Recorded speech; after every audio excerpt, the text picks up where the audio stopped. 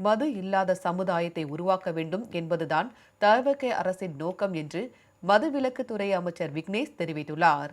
கோவை மாவட்டம் பொள்ளாச்சியில் செய்தியாளர்களிடம் பேசிய அவர், தவிக ஆட்சி அமைந்ததில் இருந்து இதுவரை ஒரு மதுபான கூடம் திறக்கப்படவில்லை என்றும், ஆனால் வேண்டுமென்றே எதிர்க்கட்சியினர் குற்றம் சாட்டி வருவதாகவும் விமர்சித்தார். மதுபான கூடங்களில் கூடுதல் கட்டணம் வசூலிப்பதாக வரும் புகார்களை கண்காணித்து வருவதாகவும், பொதுமக்களுக்கு இடையூறாக இருக்கும் மதுபான கூடங்கள் மீது நடவடிக்கை எடுக்கப்படும் என்றும் அவர் உறுதி கூறினார்.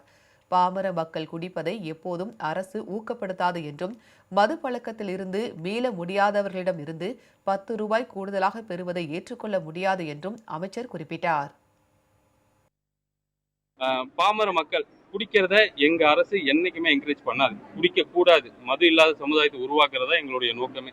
ஆனால் சில வீடியோலாம் நீங்களும் பார்ப்பீங்க, சமூக வலைதளத்தை சொன்னனால சொல்றேன், எனக்கு கை நடுங்குது, எனக்கு உடம்பு வலிக்குது, என்னால முடியல, நான் செத்துருவோம் போல இருக்கு அப்படிங்கிறவங்களுக்கு அந்த மாதிரி ஆட்கள் வந்து காசு கொடுத்து அந்த போய் வாங்க போறாங்க.